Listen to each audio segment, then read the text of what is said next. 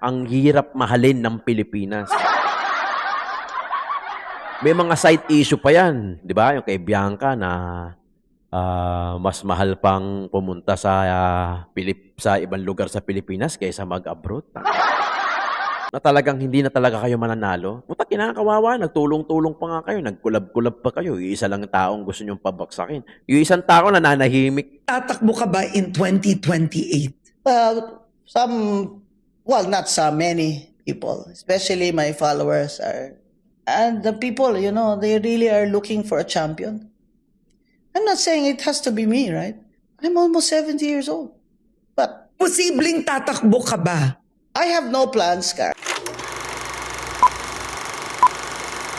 Oh, what's up mga kayon? Welcome back pa rin syempre dito lang sa Joe Malone TV para sa issue ng bayan nating pag-usapan. Hit it! Music! Di kami natatakot sa katotohanan. Isang magandang umaga, hapon o gabi sa inyo lahat. Ay, pasok! Joe Malone TV, issue ng bayan. Ating pag-usapan. Tunay na balita. Sige na, pasok na mga suke. Pag-usapan ulit natin at buhay na naman. Nalalalang ang mga ulol. Para sa mamamayan. Totoo ang laban. Hindi puro drama, di rin chismisan. Lahat ng tanong may klarong kasagutan. Kasama ka dito sa February 12, araw ng Huwebes sa Pilipinas. solusyon. Laging alerto, mapagmatsyag, truth ang hanap. Di kami natitinag, walang palusot, walang dayaan. Tunay ang serbisyo, direksyong usapan. Joe Malone TV, Nakakainis. bayan. Walang mintis ang nangyayari sa Pilipinas. Purong politika lamang. Kawawa naman ang taong bayan. Totoo ang laban. Walang kulay. Sige, pasok suke. Pisaan na natin ang tali pagtakplak-plak-plak-plakan na. Totohanan. Para sa bayan. Mga kayo, nagbabalik ulit Joe Malone TV para sa issue ng bayan. Ating pag-usapan magandang umaga. Feb 12, araw ng Huwebes sa Pilipinas. Mga kayo, medyo may ilang araw ako nawala dahil urat na urat ako. Pero nanonood ako ng balita. You know the problem sa mga political vlogger na katulad namin, talagang pinapakain namin yung utak namin ng mga information, wave of information, at talagang puta, mabe-burnout ka. Hindi lang yun eh. Talagang puta, patay bayan ng sikmura. Talagang hindi mo hindi mo ma-attempt. Puta, may isip mo na parang, puta, may pag-asa pa ba? Ayoko pa naman yung dadalang ng dada tapos parang wala na nangyayari. Puta, ayoko nung gano'n. Masyadong redundant yun. Alam mo yun? Yung parang uusapan na lang tayo rito, kwentuhan na lang, may manonood o wala sa akin, may sasahurin ako, wala. Okay na tayo sa gano'n. Siyempre, bilang political vlogger, gusto rin natin gusto talaga na may mangyari naman sa Pilipinas. Kaya nga tayo nandito, kaya nga tayo bumuboses eh. Puta, sa ginagawa nila, puta, parang wala na talaga. Nakakainis. Kaya talaga yung inggit ko sa mga OFW namin, pasensya na talagang lalong tumataas eh. Alam ko naman, hindi naman masarap ang buhay nyo dyan. Alam ko naman, naghihirap nagsusumikap kayo dyan. Pinagpapahirapan ninyo yung kinikita ninyo. Pero at least kahit paano naman siguro, correct me if I'm wrong, maayos naman ang gobyerno nyo dyan. Puta, kumpara naman dito. Di ba? Grabe. Alam nyo yung nangyayari dito sa Pilipinas. Maraming insidente, may mga pinapatay. Common naman yan. Sa lahat naman ng presidente, meron yan. Talagang hindi mo mapipigilan. Pero the fact na mas dumadami during your administration, puta, nakakabahala yun. It only means lang na hindi na natatakot yung mga tao. Diba? Given naman yan, kahit kay Duterte naman nun eh. 'Di ba? Baka sabihin nila bias tayo. Kahit kay Duterte o kahit kanino pa mga past president, talaga naman merong mga insidente, merong mga krimen, merong mga yung crime rate tumataas, bumababa, given naman 'yun, 'di ba? Pero ang hindi common, ang hindi pangkaraniwan, yung halos panay, alam mo 'yun, na parang wala ng takot yung tao. Gano'n kasi yung ano, mararamdaman kasi 'yan sa babae.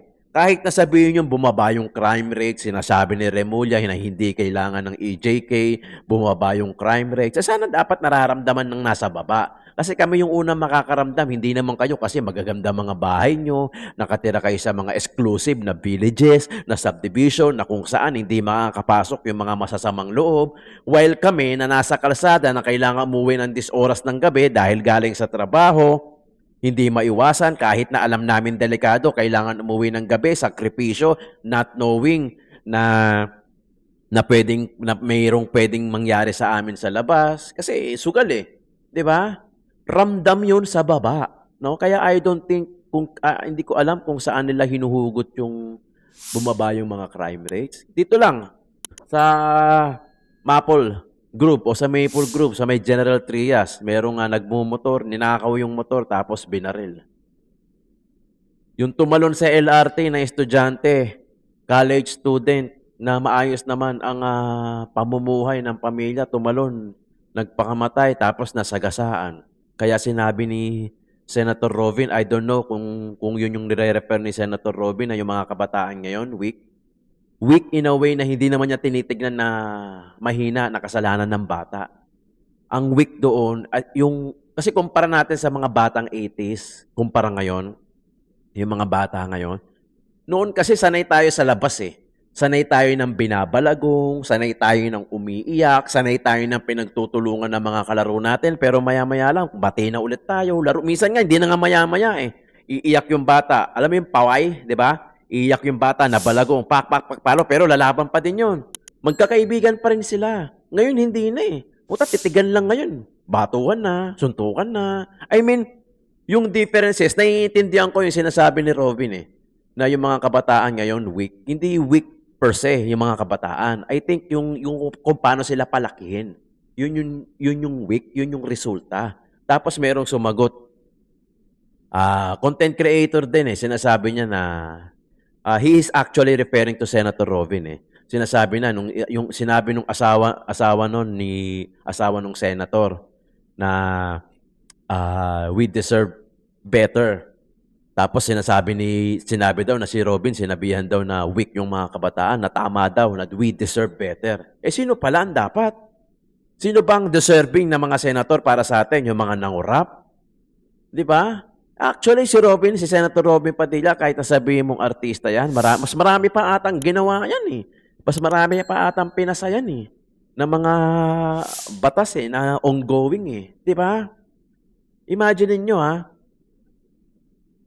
kahit noon pa lang tumutulong na si Robin. Hindi ko actually hati nga ako Hindi ko rin gusto si Robin, hindi ko naman din naayaw si Robin. Kasi nga 'di ba sabi ko noon sana lahat ng senator lawyer, judge, hindi galing sa produkto ng artista, 'di ba? Yung pangangambasihan ko noon Kaso 'di ba inaamin ko na nagkamali rin ako kasi yung mga corrupt na opisyal, titulado 'Di ba? May tinapos, may pinag-aralan, may papel, may diploma, may certificate, titulado in short. Pero corrupt, lisensyado, engineer, district engineer, politician. Pero nangyari, 'di ba? Corrupt. 'Di ba? What I mean na kung ganun lang din mas okay pa ako dito sa artista na malinis ang puso, kahit hindi titulado, kahit hindi lisensyado, kahit hindi professional na trabaho, I mean professional, yung may tinapos, pero may malasakit sa taong bayan, mas okay pa pala yun kaysa sa mga titulado na lisensyado. Di ba? Don't get me wrong hindi ko kinakampihan si Senator Robin. In fact, hati ako dyan. Hindi ko yung binoto last noong 2022. Hindi ko siya gusto at hindi ko rin siya ayaw. Siguro half-half. 'Di ba? Pero kung tutuusin, mas okay pa si Robin 'di ba? Sa totoo lang. Sa totoo lang kumpara doon sa mga corrupt sa house, tumingin ka sa house. Puta. Grabe, 'di ba? Grabe nangyayari. Kaya nga tagal akong wala Tagal akong hindi Ito talaga, hindi ako nag-upload. Nag-re-upload lang ako ng mga galing sa Senate of the Philippines na mga video. Pero hindi ako nag-podcast. Kasi puta, nakakasawa. Talagang puta, pare-parehas. Lahat, karamihan ng nasa politiko na nasa gobyerno natin. Puta, ang interest nila hindi na sa taong bayan. Eh. Ang interest nila, kailangan manalo ulit sila sa susunod na eleksyon. Kailangan patumbahin. Kailangan panagutin nila yung isa. Hindi na taong bayan ang focus nila. Hindi na interest ng taong bayan. Ang interest nila, kailangan manatili sila sa posisyon. Manalo ulit sila sa 2028 national election. Masira nila yung tao. Di ba? Example na lang si Tatay Digong. Bakit mo kailangan dalhin sa ICC? Okay, given the fact, may kasalanan naman o hindi. Wala nga eh, di pa nga napapatunayan, nagga-gather pa nga lang ng witnesses eh. Pero ando dun na. Di ba? Yun ang ibig sabihin. Na parang, hello, asan na?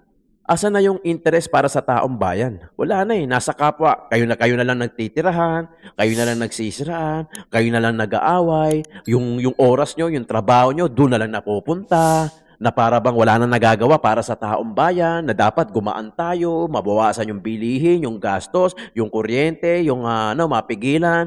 Di ba? Wala. Wala. Kung ako tatanungin, puta, game over eh. Reset! Di ba? Puta, reset. Wala naman siyempre papayag ng snap election. Lahat, puta, walang papayag niyan. Puta, katarantaduhan yan. Unless may bayag talaga yung leader. Na pag sinabi. Maraming ko kontra. Ano yung nangyayari? Gusto ng ano ba yung Parang gustong buwagin na yung lower camera, yung House of Representatives. Ang gulo na eh. Di ba? Sobrang gulo na sa Pilipinas. Sobrang gulo na ng gobyerno. West Philippine Sea, may point naman sila Marcoleta, may point naman sila Aring Cayetano. I'm sure napanood niyo yan. Di ba? Ano sinasabi ni Marcoleta, ano ba talaga yung atin na dapat natin ipagtanggol? Ano ba yung coordinates? Yung ano ba yung nasa mapa na talagang atin? Atin ba o hati ba o ano ba o may pagkukulang ba? Si Senator Peter Cayetano may point din naman. Di ba? Na gusto din niya na malaman o kung ano ba talaga, kung atin ba talaga, yung mga caricature na yan na pinagagawa. Di ba? Ang ibig ko sabihin, tapos yung embassy, yung Chinese embassy dito, pumalag na doon sa statement ng ilang senador patungkol sa embassy ng embahada ng China. Hanggang sa natabunan na yung flood control issue, wala na. Hindi na yan ang pinag-uusapan ngayon.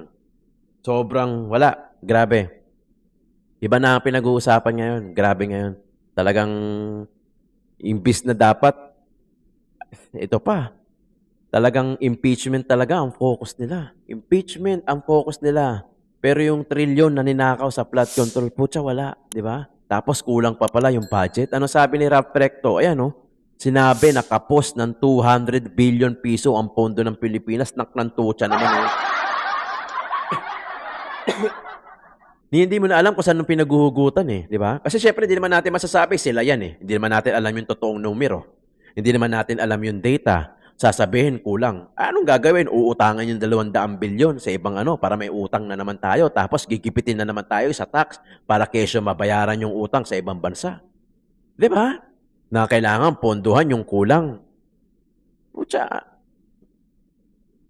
Ang dami yung ninakaw. Na dapat sa proyekto na pupunta, lahat sa pagpagaang ng buhay ng bawat Pilipino, nang sa ganun, mabawasan na rin yung mga nag-OFW. Yung mga nag-OFW, sakripisyo din yan, ha? Biri mo, iwanan mo anak mo. O may mga nagsasabi pa nga, ito talaga nakakaputang ina eh. Diba? O, maganda daw ang education ng Pilipinas, lalo na sa mga pampubliko. Oo naman, may mga ilang eskwelahan naman pampubliko na magaganda. Yung mga nagsabi nun, putya, sana dun yung pinag-aral yung mga anak ninyo. Kaso yung mga anak nyo, nasa pribadong eskwelahan. Huwag nyo sabihin hindi. Puta, maniniwala lang ako. Na mismo yung mga politiko, yung mga anak nila, doon nila enroll sa public. Diba? Pero hindi eh. Naka-enroll sa mga exclusive school. Diba? Tapos sasabihin nyo, magandang kalidad ng edukasyon ng Pilipinas. Naknantusa naman talagang buhay ko. Diba? Yan ang talagang ang bigat ng nasa utak ko talaga. Pucha, ang bigat. Alam mo yun, yung araw-araw dadalin mo pa rin siya. Kahit sabihin mong Sanay na ako sa mga bash, sanay na ako sa mga negative. Minsan may mga iilan na tatagos pa din, lalo na pagka paulit-ulit na nangyayari. Na para bang hindi mo na nakikitaan ng pag-asa. Putang hirap. Tama yung sinasabi lang ngayon, naiintindihan ko na, ang hirap mahalin ng Pilipinas. May mga side issue pa yan, di ba? Yung kay Bianca na mas mahal pang pumunta sa ibang lugar sa Pilipinas kaysa mag-abroad. Alam niyo yon, kasi kailangan namin i-feed yung mga mind namin ng mga wave of information para talagang, di ba, pagharap namin sa inyo, hindi kami mukhang tanga.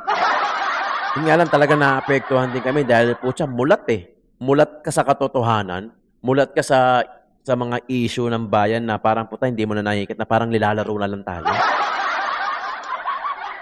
Baka nga hindi parang, talagang nilalaro na lang tayo. Di ba? Ayaw naman nila tayong bigyan ng konkretong sagot. So we stop asking why. Bakit ganito? Ano ba talaga ang atin? Di ba? West Philippine Sea na sila ngayon. Di ba? O, tapos na sila sa flood control West Philippines na sila. O. Pucha, grabe. Ito, aminado naman, kailangan namin magkaisa kasi kung hindi, wala kaming pag-aasang manalo kay BP Inday Sara. Pucha, di ba? Hindi nyo matanggap na talagang hindi na talaga kayo mananalo. Puta, kinakawawa, nagtulong-tulong pa nga kayo, nagkulab-kulab pa kayo. Isa lang taong gusto nyong pabaksakin. Yung isang tao na nanahimik, di ba? Na siguro pinagtatawa na lang kayo Yung eagerness ninyo, yung urge nyo na talagang patumbahin at patalsikin si BP Inday Sara, hindi nyo na makayang gawin yan. Nagtanim na yan ng punla sa Pinoy, sa taong bayan. Alam na namin. Sinasakyan na lang kayo ng mga kakampi nyo. Tingnan nyo, pagpasok ng 2027, kanya-kanyang baliktaran na yan. Di ba? Kasi obvious Obvious yung tinitira nyo, nag-iisang tao. Tapos kayo, ang dami nyo dyan. Puta, katarantaduhan yan, kalokohan yan. Anong napaka-ironic, anong dahilan ninyo? Bakit kailangan nyo pa magkulab-kulab, magkaisa-isa pa kayo para sa iisang tao lang? Yung isang tao nyo nga, tahimik lang Na gusto nyo pabaksakin, na gusto nyo banggain Wala na. Tanggapin na lang natin. After ni BP Inday Sara maging presidente, saka kayo tumakbo. Kung makakasingit kayo, kasi yung hirap ayaw niyong gumawa ng mabuti, tapos pagdating ng mga eleksyon. Ngayon, nangangako na naman yung mga ulol, no? Ang aga-aga pa, pero nangangako na naman sila. Nangangako na naman sila na, alam mo yan, pagagandahin nila ang Pilipinas. Putang ina talaga. Kakapweste, di ba? Ito pang isa, Remulla, nangakong bibigyan ng bahay ang lahat ng walang bahay. Parang narinig ko na to, Puta, hindi nyo na lang sinubo, hindi nyo na pinagluto yung mga mahihirap. Puta, sinubuan nyo pa. Hindi naman ako against sa ganong klaseng pagtulong. Pero pucha, ibigyan natin, turuan natin kung paano mangisda. Huwag lang yung bibigyan natin ng isda tapos okay na sila for a day. Turuan natin kung paano mangisda para araw-araw pwede silang mangisda, araw-araw sila mayroong mapapakain sa kanilang mga pamilya. Dadaanan nyo sa ganyan kasi para tumatak kayo sa isipan ng mga mahihirap para pagdating ng botohan, alam nyo na. Nakakapikon, nakakainis, na puta parang wala na to. Parang gano'n ang iisipin mo, puta yan na. Di ba? Diyos ko naman, Santissimo. Panoorin natin. Bilyong pera nakalatag sa mesa ng DPWH. Habang ang mga tao halos maka-earn lang ng 30 pesos pagbebenta ng kung ano-ano para makabili lang ng bigas. Sabihin na, Karen, ba't ako laging galit? Alam niya, sakit na nga ng puso ko When I wake up in the morning, pag galit ako, sumasakit puso ko. Kaya sinasabi ko, hindi na ako magalit ngayon kay Bongbong. Pero naman, tingnan mo naman mga ginagawa ng mga ito. Attorney, you've been called crazy by some sectors. Not that I'm too bright for them. That's why they say I'm crazy. What do you mean I'm crazy? You know, crazy people go out in public without clothes. Those are the crazy people. Kayo crazy? And then when I wear clothes and I wear nice things, you say, yabang naman ito. Huwag niyo ako kakantihin kasi I have nothing to gain from all of this. Huwag niyo akong kalabanin ang tao na hindi nagnakaw, walang kailangan sa inyo. I'm crazy. I wrote 10 books. I have an article in the United Nations on the laws of violence against women in the Philippines. My book's Anti-Sexual Harassment Act is in the libraries of, listen carefully, people, Harvard, Stanford, UC Berkeley, and the National Library of Australia. Lahat kasi ng bumabangga sa administrasyon, lahat ng kahit sumubok, talagang tinatrabaho na nila kasi may pera eh. Perhaps may money na pambangga, na pang-staff, di ba? Gaya nga na sinasabi ko sa inyo, karamihan nga ng mga Duterte pages ngayon, talagang puta, pinapabaksak eh. Talagang wala. Iisa-isahin talaga nila kami, di ba? Hanggang pumasok ang 2027, 2028. Etong 2026, talagang all out sila ngayon. All out lahat ng lumalaban kay BP Inday Sara. Lahat yan all out. Hindi lang sa effort, hindi lang sa sipag, hindi lang sa strategy, hindi lang sa pera. Lahat nakalabas ngayon. Kumbaga nakataya, todo, pati pamato, pati pamangulo, tinotodo na nila ngayon. Kasi 2027, non-bearing. 2028, pak, salpak na. Diba? Kaya ito ang huling pag-asa nila, itong taon na to. Kayo, anong sinulat nyo na nailagay sa Harvard? And you think I'm crazy? Crazy pa ako niyan, ha? Can you imagine kung hindi ako crazy? Tatakbo ka ba in 2028? Not some, many people, especially my followers are, and the people, they really are looking for a champion. I'm not saying it has to be me, right? I'm almost 70 years old. But Posibleng tatakbo ka ba? I have no plans, Karen. I always say, I have no plans. And don't say I'm doing this because I want to run for senator. Gusto mo ba manalong presidente si Sara Duterte? Hindi sa gusto ko. But I also said that, I'm qualified to be a political analyst. After all, I was a politician in my mother's womb all the way to now. Unlike some people, I'm saying she's the woman to beat. Yes. Di ba? Totoo. Talunin nyo na lang si BP Inday Sara kasi ganito eh. Di ba sinasabi ni Tatay Digong na mag-ingat kayo dyan kay BP Inday Sara. Ano, malupit yan. Di ba? Yun naman kailangan ng Pilipinas eh. Sinubukan na natin ng ilang beses yung mga malalambot, yung mga malakarisma na pag-ayos sa Pilipinas, wala naman nangyari. Mabuso pa yung mga tao. What we need now, yung mga talagang kamay na bakal para talagang madala, para talagang umayos. Pucha, yung mga karatig bansa natin, I'm sure, alam ng mga OFW yan, puta, aayos nila. Diba? Yung Pilipino, pagka nag-OFW, puta, sumusunod sa bansa, sa ibang bansa. Yung mga foreign, pumupunta sa bansa natin para maging siga-sigaan eh. Totoo, di ba? Huwag na tayong magplastikan dito. Di ba? Tayo, pag pumunta sa bansa nila, sumusunod tayo sa gobyerno nila. Pero yung mga taga-ibang bansa, pag pumunta rito, hindi naman lahat.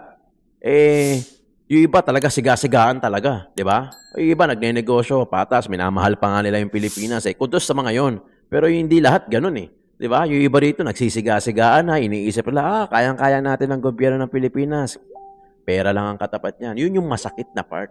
Na ganun na yung iniisip nila sa atin, na kailangan natin baliin. Sino ba yung mga best politician na kailangan nasa lineup na talagang ang interest nasa taong bayan? Ang interest na lang nila ngayon, partido nila, kalaban ng partido nila, kaaway ng tropa nila. Ganun na lang eh. Hindi na alam mo yun? Wala na yung puso nila sa taong bayan.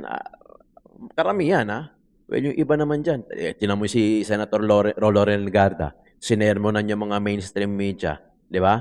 Bakit daw pagka mga isyong politika, ang dadami nila, kinocover nila, pero pagka mga usaping agriculture, usaping climate change, halos wala daw nagko-cover sa kanya, 3 hours, di ba?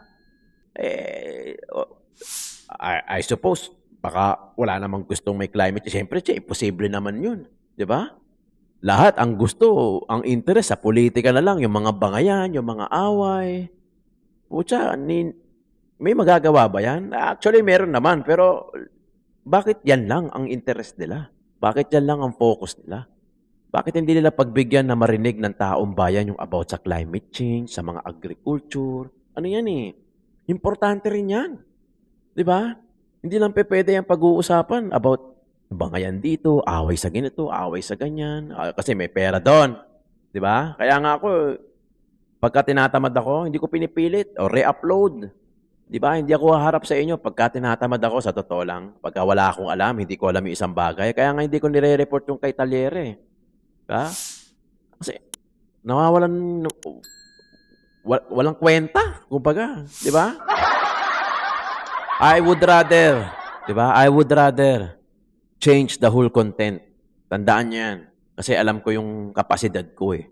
Alam ko yung kaya kong gawin sa hindi ko kayang gawin.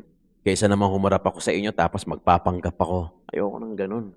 Di ba? Dito totoo lang tayo. May manood man o wala, i-recommend man ni YouTube to o hindi. Pagka talagang ayokong humarap, hindi ako haharap. Sige, hayaan mo na. Re-upload na lang tayo ng mga video from the Senate of the Philippines o kaya from House of Representatives. Kaysa naman naharap ako sa inyo na, wala, for the views lang. Di ba mga kayo? Ang hirap nun. Kasi parang talagang, ang hirap sa part namin. Sana naiintindihan nyo na po siya, wala eh. Kung kayo, baka nga walang nanonood dahil, pucha, alam nila, paulit-ulit lang din yung nangyayari sa Pilipinas eh. Parang naghihintay na lang tayo ng 2028 o yung mga merong pasabog sa impeachment, sa yung pasabog na balita. Pero pagka mga common news, parang ewan ko kung pinapanood nyo pa man din eh, o hindi na eh. Kasi siyempre nakaka-apekto rin niya sa pang-araw-araw na buhay natin. Di ba mga kayon? Maraming salamat sa pakikinig. Meron ulit tayo mamaya. Joe Malone TV, issue ng bayan nating pag-usapan.